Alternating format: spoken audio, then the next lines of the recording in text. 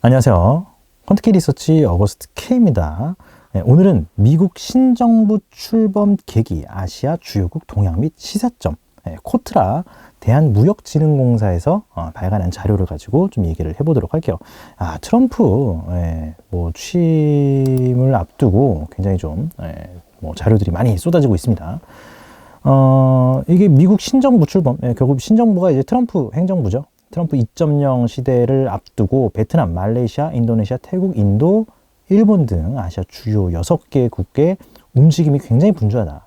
그리고 이 가운데 아시아 통상 환경 변화가 우리나라에도 영향을 미칠 거고 또 우리 기업들한테도 새로운 성장 기회를 제공할 것으로 판단되기 때문에 이거에 좀 대비하고 좀 이제 또 미리 준비하자. 이렇게 좀 이제 그런 이제 보고서라고 보시면 좋을 것 같습니다. 그래서 이제 우리나라, 그러니까 지금 트럼프 행정부가 도래를 하면서 중국이 그동안 굉장히 어떤 전 세계의 어떤 공장의 역할들을 해왔었는데 이러한 부분들이 조금 이제 다 분산될 거다. 미국의 어떤 우방국 위주로. 그러면 그럴 때 우리가 기회를 잡아야 된다. 이런 얘기를 하고 있는 거예요. 그래서 다른 나라 현황은 어떤지, 그리고 우리나라는 어떻게 준비를 해 나가야 되는지, 이런 것들 나와 있는데 여기에서 또 우리가 투자 포인트, 힌트를 좀 찾아봐도 좋을 것 같습니다. 일단은 미국의 신정부 출범으로 여기 이제 나와 있는 베트남, 말레이시아, 인도네시아, 태국, 인도, 일본뿐만이 아니라 우리나라까지 어쨌든 여러 가지 변화가 예상되는데요. 우리나라 같은 경우는 주요 교역 파트너 국가로서 정책적 대응과 경제적 동향에 대한 면밀한 모니터링이 필요하다. 이렇게 나와 있고요. 한국이 과연 미국의 교역 파트너로서 역할을 다할 수 있을지가 굉장히 중요하다고 볼 수 있을 것 같습니다.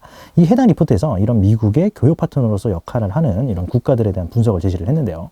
일단 트럼프가 대선 공약으로 내세웠던 고관세 정책, 그리고 중국 규제, 이러한 데 우려가 있는데 어쨌든 요 차이나 중국의 생산을 조금 이제 커버칠 수 있는 그런 어떤 국가로서의 입지를 다지는데 굉장히 중요하다라고 좀 내용들이 나와 있다라고 보시면 좋을 것 같습니다. 전반적인 내용들이 약간 좀 그렇기 때문에 이렇게 준비하자 이런 내용들이고요. 2023년도 국가별 이제 수출, 한국 수입 이런 동향들을 보면은 우리나라 같은 경우가 전체적으로 미국의 어떤 이제 교역에서 그래도 어느 정도 좀 위치를 차지한다. 이런 내용들 좀 나와 있다라고 보시면 좋을 것 같고요. 그리고 지금 이제 베트남 지역부터 좀 이제 하나씩 좀 살펴보도록 하겠습니다. 그러니까 우리가 지금 중요한 게 뭐냐면 미국이 이렇게 들어왔는데 생산 기지를 베트남으로 할 수도 있는 거고 인도네시아로 할 수도 있는 거고 그건 모르는 거잖아요. 그럼 현황 걔네들은 준비가 되어 있느냐, 우리들은 준비를 하고 있느냐, 이런 것들을 좀 이제 보고서 그러면 상대적으로 어떤 나라 증시, 어떤 나라 산업들, 어떤 나라 기업들이 좋겠구나, 그리고 그쪽에 투자하는 기업들이 괜찮겠구나, 이런 것들을 볼 수 있는 거죠. 우선 베트남 같은 경우는 대미 수입 확대를 통해서 무역 수지 균형을 변화를 추구하는 중이고 글로벌 생산 기지의 무역 수지 균형화, 이 균형화에 조금 이제 고민을 하고 있다라는 부분들입니다. 그러니까 아직 약간 좀 이제 균형을 좀 맞추기 위한, 그러니까 지금 사실 이제 중국 쪽에라든지 이런 쪽들에 약간 좀 이제 치우쳐져 있었던 이런 부분들을 좀 이제 다변화시키는 부분들. 그래서 약간 미국의 주요 표적이 될 수 있다. 요 베트남이 이렇게 좀 나와 있는 상황이고요. 그럼 우리의 경쟁자 그리고 어떤 투자처로는 베트남은 조금 이제 좀 어울리지 않다. 이렇게 조금 볼 수 있겠죠. 그리고 또 이제 베트남 외에 말레이시아. 균형 외교와 투자 유치를 통한 기회 모색을 하고 있다. 말레이시아 같은 경우는 중국으로부터의 생산 거점 이전 유치에 굉장히 주력을 하고 있다라는 부분입니다. 그래서 어떻게 보면 우리와 경쟁 관계에 놓을 수 있는 약간 좀 이제 그런 국가라고 볼 수 있겠죠. 하지만 말레이시아는 브릭스 파트너다. 브릭스 국가의 파트너이기 때문에 사실상 미국 쪽의 어떤 관세 조치에 위협이 될 수 있다. 그래서 상대적으로 중국의 어떤 생산 거점 기지를 좀 받아갈 가능성에 조금 더 초점이 맞춰져 있다라고, 우리의 경쟁 상대라고 보기에는 조금 이제 애매하다라고 볼 수 있을 것 같습니다. 이런 가운데 이제 인도네시아 같은 경우는 실용적 접근을 통해서 경제 협력 기회를 모색하고 있다라고 했는데요.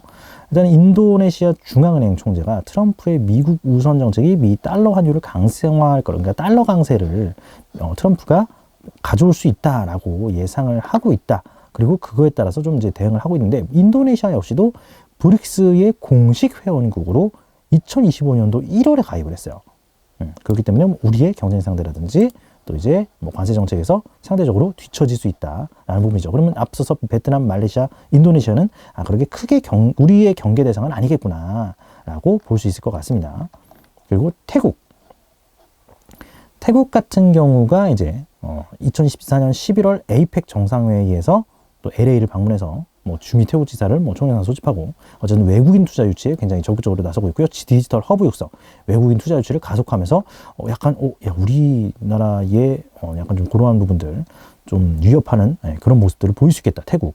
그래서 태국 쪽을 좀 이제 관심 있게 봐야 되겠다. 그러면 우리나라 중에서도 또 태국이라든지 이런 쪽으로 좀 진출을 하는 기업들, 뭐 그런 기업들도 조금 이제 좀 이제 유효하게 볼 수 있겠죠. 다음은 인도입니다. 사실 인도도 지금 이제 중국을 대신할 수 있는 어떤 생산기지 그리고 수요처로 조금 이제 세계에서 좀 부각을 받고 최근에 인도 증시 역시도 굉장히 좋은 흐름들 작년에 2024년도에 보여줬었는데 IT 산업 영향과 제조업 기회가 공존한다 뭐 이렇게 나와 있어요. 인도는 글로벌 제조업 허브 역할 확대가 전망되고 하지만 이게 이제 실제 업계 인터뷰를 좀 들어보면 인도가 이제 카스트 제도라는 어떤 신분 체제를 계속 좀 하고 있기 때문에 실질적으로 노동 생산력이라든지 수요가 어떤 시장의 기대치에 못 미칠 수 있다라고 합니다. 그러니까 인구가 굉장히 많아서 이 인구가 그렇게 일을 해가지고 생산을 해내면 아니면 이 인구가 정말 뭐 팬티 한 장만 사도 팬티가 몇만 장이 팔리는 거야, 몇십만 장이 팔리는 거야, 몇억 장이 팔리는 거죠.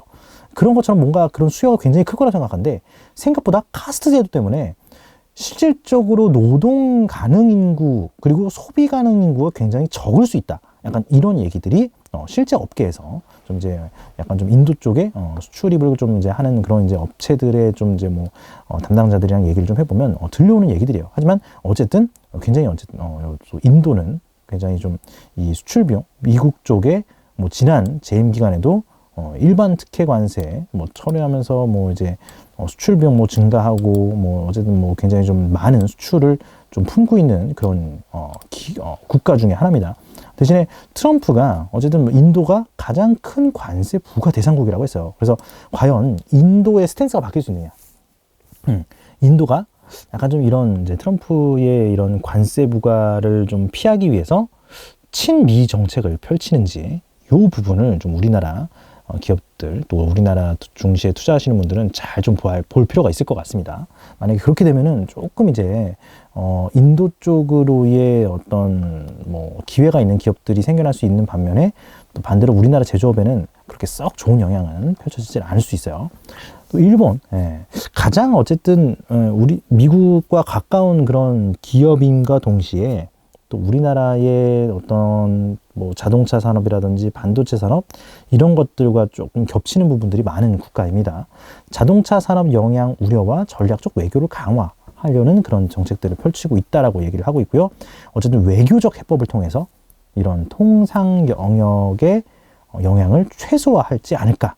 그러니까 뭐 사실 뭐 이제 우리 그 트럼프 취임할 때 뭐 과거 뭐 아베 총리랑 좀 이제 잘 지냈다, 친했다 뭐 이런 얘기들 나오고 뭐 일본 뭐 재무장관이라든지 아니면 또 이제 신임 총리가 뭐 트럼프를 만나러 간다 뭐 이런 얘기들이 나오는 것처럼 굉장히 좀 끈끈한 그런 모습들을 보여주고 있습니다. 그래서 약간 외교적 해법을 계속 좀 찾으려는 그런 노력들을 좀 일본이 하지 않겠냐. 그래서 어쨌든 이런 부분들도 미국과 일본이 어떤 관계를 좀 이제 가져가는지 뭐 당연히 우리나라는 바로 또 옆에 있는 국가니까 관심 있게 지켜볼 필요가 있겠죠. 특히 이제 이번 일본 총리 같은 경우는 아시아 나토를 주장하는 인물인 만큼 약간 좀 이런 지정한 리스크라든지 이런 것들도 좀 이제 나올 수 있는 만큼 계속 볼 필요가 있겠습니다.